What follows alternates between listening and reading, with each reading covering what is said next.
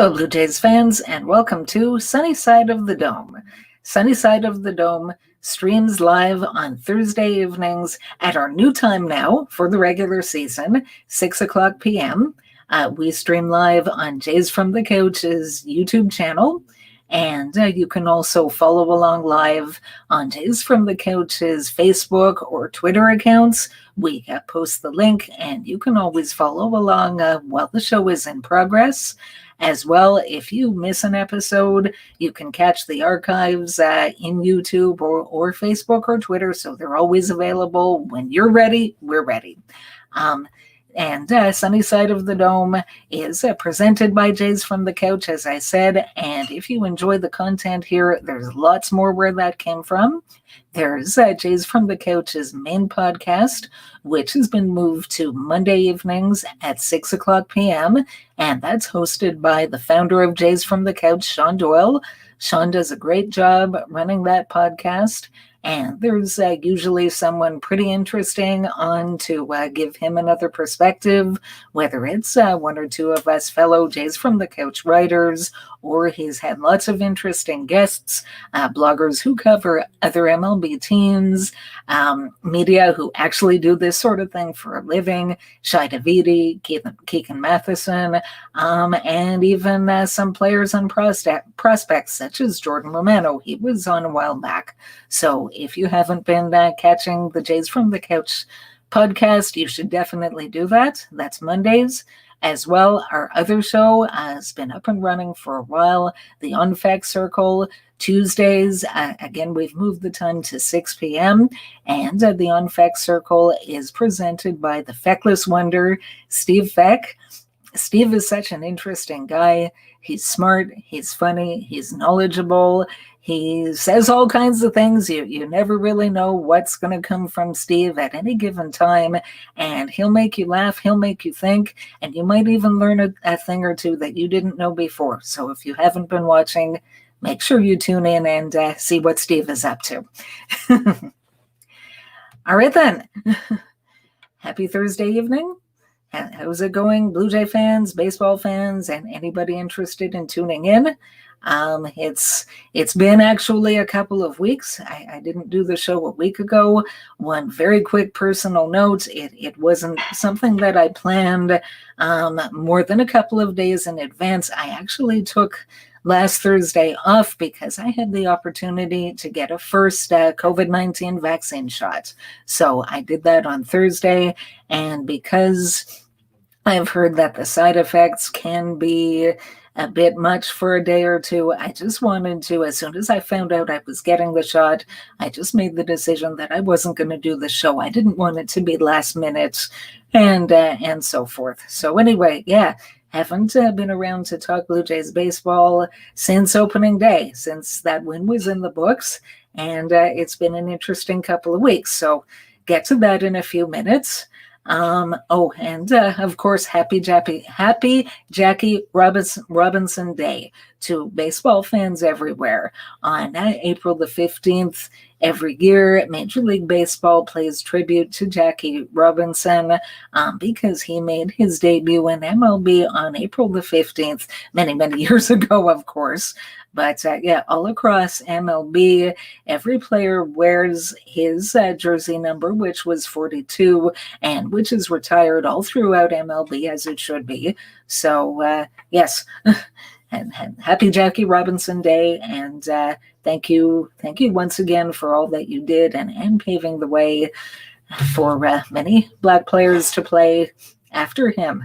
So yeah, it's been an interesting couple of weeks, as I said. Get to the team, the current team in a moment. Lots of news, lots of injury news. Unfortunately, some of it's not very positive, and the Jays have had to deal with it the best that they can. So, and speaking of positive and speaking of COVID, unfortunately, Teoscar Hernandez is out for a while.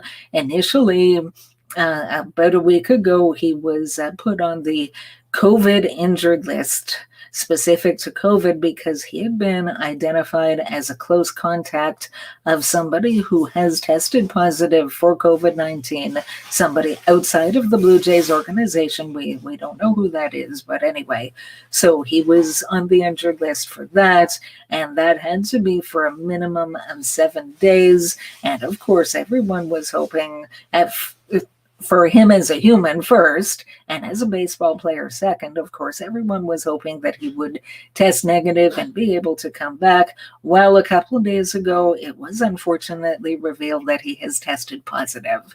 So from the date of that test, which I believe it was Monday. So he's got to sit out a minimum of 10 days. And then there's various protocols that he's got to go through in the meantime before he's able to be activated. So again, Teoscar, as a human being first, and as a Toronto Blue Jay second, all the best. Hope you're okay. Wish you a speedy and complete recovery. For the Toronto Blue Jays, they have to manage without him for however long. So they've had Josh Palacios, who's actually played quite well in 5 games. So yeah, some of their depth, and I was talking a bit about depth in the last episode a couple of weeks ago, and how I think the depth that they've built as a team overall is much better than it has been in a lot of previous seasons. So yeah, they're having some of that depth tested for sure. Some other injuries. Julian Merriweather, unfortunately, the regular 10-day injured list with an oblique strain. He pitched a few days ago, and he threw a grand total of 2 pitches.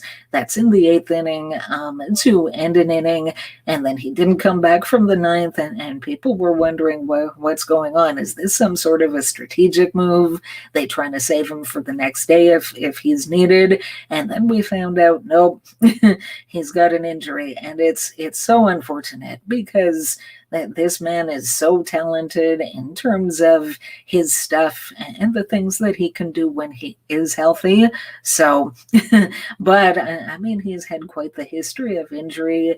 Not only Tommy John, I mean, he was recovering from Tommy John surgery when the Jays traded for him in 2018. But since then, he's had back problems, and he's unfortunately had his share of injuries. So I really, really hope that this isn't going to become a recurring, ongoing sort of thing. That's, I mean, we've had some other pitchers. We've had Dustin McGowan.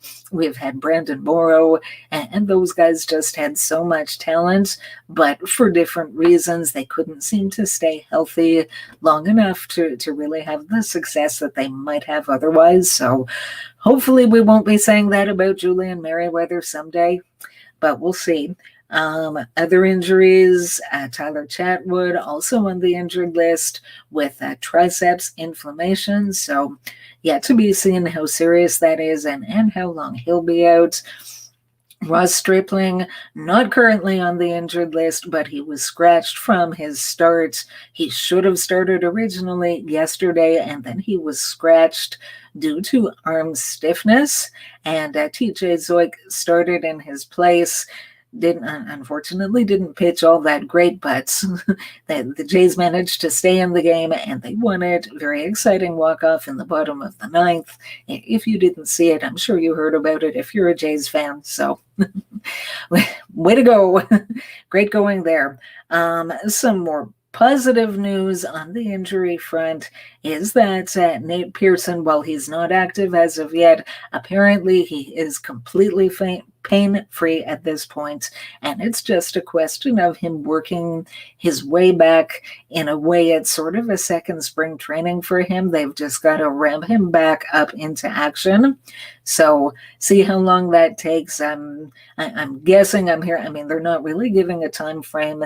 Just my best educated guess, if this looks anything like a spring training, maybe we're talking about a few weeks. We'll see.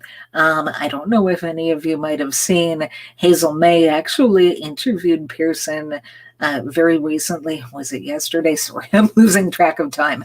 But she interviewed him very recently and asked him whenever he's ready to come back, has Blue Jays management given him an idea of what his role is going to be?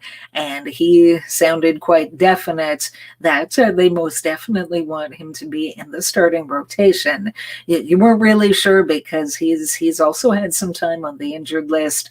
By the time he gets back, that this season will be in full swing, and you don't know, they might have wanted to start him in relief, in long relief maybe, and maybe build up his innings. But for me, I'm happy. I think Nate Pearson, he definitely has the potential, again, if he can stay healthy, to be a front of the rotation starter, maybe even a staff ace.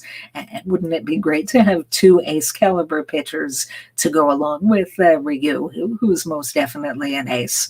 So I'm glad that that's the plan for him. Hopefully it works out. George Springer. So he had the oblique injury, which is why he went on the injured list to start off with. Now that's apparently 100% healed. But in the meantime, while he was trying to work his way back from that, now he has a quad injury. So he did not make the road trip with the Jays. He's actually staying behind, I believe, at the alternate training site where he's going to get some live at bats and see how it goes. They're not giving any timetable for his return. And again, you don't want to rush him back if he's not 100%. We want him to play. We want him to be the George Springer that the Blue Jays signed and paid a heck of a lot of money to. So for him to be that good, he needs to be healthy. So excuse me just a moment. All right, so that's on the horizon. Finally, some good news as far as activating someone who had been on the injured list, Robbie Ray. They brought him back. He made his first start of the season on Monday against the Yankees, and I think he did quite well. He pitched 5 innings, gave up 2 earned runs, and unfortunately took the loss, more because the offense couldn't get anything going for that particular game, so that's unfortunate, but I'm very encouraged from what we've seen. I think we have a trio of left-handed starters that have done very, very well so far, knock on wood, in Ryu, Steven Matz, and Robbie Ray. The three of them, I mean, everybody talked about the need for starting pitching, for veteran, experienced, quality starting pitching, and I think we're getting that from the three of them. Of course, health with anyone, with any pro athlete, is always a concern, and Ryu has certainly had some injuries in his past and all of that. So, knock on wood, hope that they can all stay healthy, and I'm very hopeful that they will continue to pitch quite well and really give the Jays chances to win when they're in games. So, on to the heart of tonight's order. And basically the current state of affairs with the Jays. So after 12 games, they have a 6-6 record. It's actually currently good for second place in the AL East division behind the Boston Red Sox. I don't know how many people would have expected to say that when the season began. I know I myself wouldn't have been one of them, and it won't necessarily last. It's early, but Boston won 9 in a row before finally losing today. Thank you, Minnesota Twins. So, yeah, I mean, second place, 6-6. So as far as that goes, I mean, I'm expecting the Jays to be a very good team. I'm expecting them to be a second place team at the end of the season and a wild card team. So we'll see how that goes. I mean, was I expecting 6-6 at this point? I'm expecting them to have a winning record overall. So I mean, there's peaks and valleys. Everybody knows in a 162 game season, it's a marathon, not a sprint, and all the cliches that baseball fans know very well. So there's that one, and you're, as I said, there's going to be your peaks and valleys. So there are losing streaks, such as a 4-game losing streak that the Jays already had. But yeah. I mean, they've got the good news. They've gone 4-2 against the New York Yankees. Thank you very much. I'll take that. I'll take that for the rest of the season, winning every series 2-1. I mean, I've heard all about the Yankee hype train and how so many people expect them to win the AL East, to win the American League Championship Series and go to the World Series, possibly win it, maybe not. But a lot of people really think a lot of this Yankees team and that they'll go very, very far this season. So, and I mean, I've been listening to a lot of that. So to be able to go 4-2 against those guys, I'm really happy about that. I was, excuse me, a little surprised, a little disappointed that they only went 2-4 against the Texas Rangers and the LA Angels. But again, this team, they're still a work in progress in a number of ways. I look at right now as they're not a finished product. This is more like a work in progress, and it's open auditions for the present and the future, because they have to look at each and every player that puts on a Jays uniform and see what they do. So, some of them do well. Some of them might make some mistakes and be able to learn from those mistakes and do better down the road. So that's always a positive thing. Like Vlad Guerrero Jr. playing first base, I see a much, much improved defensive first baseman from what we saw in 2020. Is he perfect over there? No, there's been a couple of times where he's failed to keep his foot on the bag when trying to catch a throw, and it's cost them that they maybe could have gotten an out that they didn't. So again, this is the sort of mistake that hopefully you make it early, you learn where you've got to work on some things, and you improve. For some other people, maybe what'll end up happening is that they'll end up needing to be replaced for when the Jays are very, very serious about contending for a championship. So, excuse me, be right back.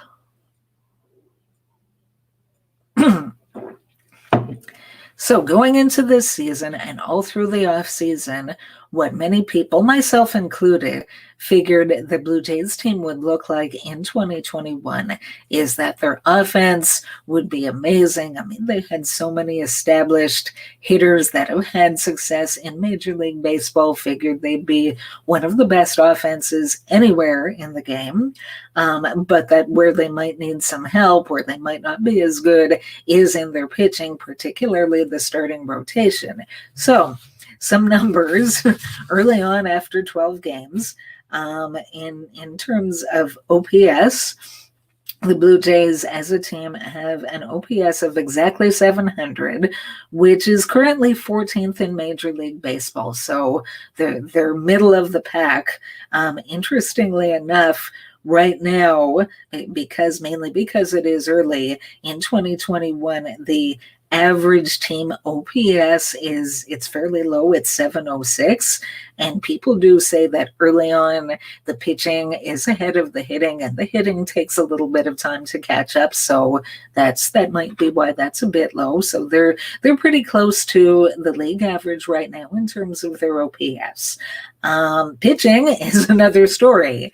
The pitching, they have a 3.08 team ERA, which is 8th best out of 30 teams in Major League Baseball and 3rd best in the American League. Again, who saw that coming? I thought, honestly, that their pitching staff as a whole, particularly their rotation, might be better than a lot of people are predicting. I don't know that I would have predicted it to be this good, but fingers crossed, hopefully it will actually continue, and they'll get some good pitching that'll keep them in games and hopefully win a lot. So Getting back to the offensive side of things. So a 700 OPS. So let's look at some of these players and who's exactly doing what, who's doing well, who hasn't done so well, and see where they might be going with the season. So leading the way, Vladimir Guerrero Jr., an OPS of 1.105. Wow. Currently 8th best in the American League. And honestly, from everything I have seen of Vlad, going back to spring training, he just, this is his 3rd year in MLB, and I think this is finally it. We heard so much about him as a prospect and the hitter that he was expected to become. And in his first 2 seasons in the majors, he was good. It's not like he was terrible, but he didn't come close to living up to the insane expectations that there were for him. And I think this is it. I think this is his breakout season. He's for real. And Jays from the couch, Anthony K gets the start tonight. Yes, finally the lineup is out. Yeah, we weren't sure. No, nobody knew because they hadn't announced what was going on with tonight's starter, because that was originally going to be TJ Soik, but then he had to be moved up to yesterday. So now it's been announced, it looks like, Anthony K. So all the best to him. And hopefully he can have a good outing and stick around with the club and help them win a lot of games. Back to the offense. So behind Vlad Guerrero Jr., one of the other hitters that has done very well lately is Bo Bichette. His OPS is also very, very good, 1.012. 13th best in the American League as of right now. And an interesting note on him that I saw, Bo Bichette in his first 87 games in Major League Baseball, who has time to find these stats? 87 games. Anyway, so somebody found that number, and Bo Bichette has 14 multi-extra base hit games through his first 87 games, tying the great Jolton Joe DiMaggio. Anytime a player can say that they've tied Joe DiMaggio for anything, that's something special. And I mean, again, we've been hearing about these 2 guys for a while, and I think this is it. I think they've arrived, and they're fulfilling the promise that we've seen for years and years with them. So next along the order, I'm leaving aside for now Santiago Espinal, who did very well in 1 game and unfortunately was optioned back, and Josh Palacios, who's also done very well, but he's played in 5 games and not quite sure. My guess is he'll be around as long as Teoscar Hernandez is out, so we'll see how long that is. The next best OPS among regular players for the Jays currently is Randal Grichuk. He has an 851 OPS, and that's great. I mean, he's been one of the offensive stars. He's really helped them win some games when they have won some games, and great for him. I mean, I'll be honest, with the acquisition of George Springer and the success of Teoscar Hernandez and Lourdes Gurriel Jr., I was one person that thought that maybe they would trade Grichuk, and they didn't, obviously. And right now, it's looking like a darn good thing that they didn't, because he's one of a few guys who's actually hitting for the Jays. This is his 4th year in a Blue Jays uniform, and all I can say is he's always been very streaky. He's had parts of each of the last few seasons where he's done well, and then other parts where he really hasn't. I'm hoping that this will be the year that he finds consistency. Not 100% convinced yet, just because of his history, but you know what, Randal, go out there and prove me wrong. Then after Randal Grichuk, the numbers drop off significantly. So Marcus Semien is next on the board with a 723 OPS, which is currently better than league average. Doesn't sound all that great. Semien actually has 4 home runs. So he has 11 hits, 4 home runs, so hasn't done great deal offensively when he's not hitting home runs, if that makes sense. But I mean, he's been a solid addition. His defense has been very well, and that infield really needed to improve their defense. So just hope he'll continue and pick that up. Kevin Biggio. I'm a little worried about Kevin Biggio, and I'm a big Kevin Biggio fan. He just doesn't really look like the same hitter, unfortunately, that he has over the last 2 seasons. I mean, his batting average, he'll probably never be a batting title kind of guy, but his average is way down to 179. The walks are still there. His on-base percentage is 304, so that's more than 100 points better than the batting average. He's still taking his walks. Slugging percentage, 385. I feel like I'm seeing a different Kevin Biggio, almost like management has asked him to take a bit of a different approach and get away from the things that are working for him. And I don't know. I'm not feeling great about it. I feel like he wasn't broke to begin with, so they shouldn't be trying to fix him. And I don't know. Hopefully he'll bust out of it sooner than later. Then Teoscar Hernandez, his OPS is 517. He hit a nice home run early on, and since then he didn't do a lot, and now he's on the injured list. So, I mean, Teoscar Hernandez, to me, we've seen enough from him over the last 2 seasons that I'm not worried about him. I feel quite certain that he's going to break out of it when he comes back, obviously. He has to be healthy and get back to playing for that to happen.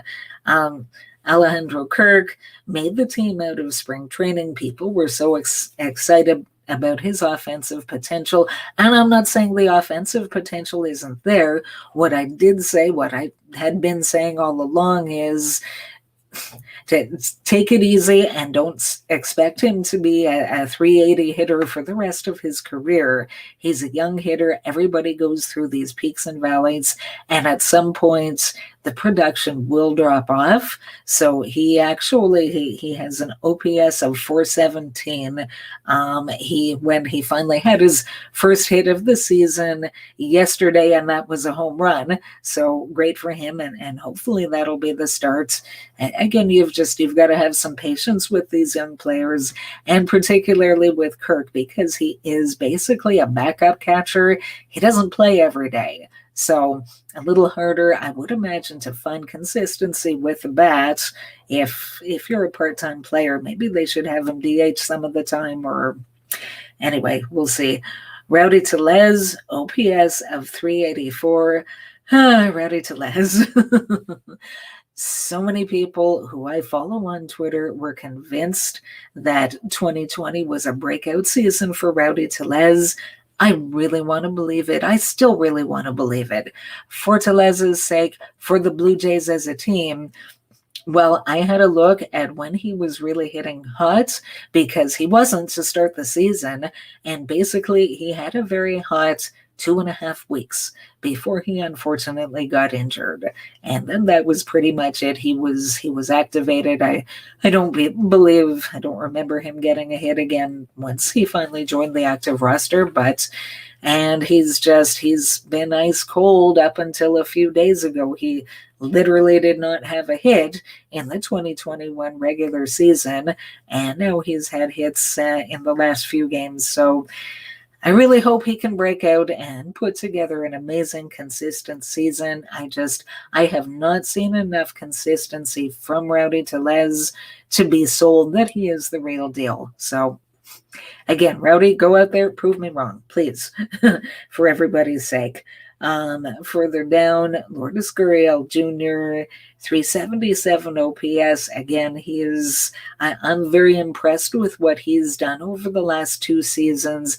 To me, I feel like we've seen a lot more consistency over 2 years from Gurriel and from Teoscar Hernandez than we've seen from somebody like Rowdy Tellez. So that's just my 2 cents as a fan blogger, my perspective as it is. So we'll see. And then last on the list, the birthday boy, Danny Jansen. So I've been hoping, and I'm still hoping, that this will be a breakout year for Jansen, in that he'll be able to put both sides of his game together, offense, defense.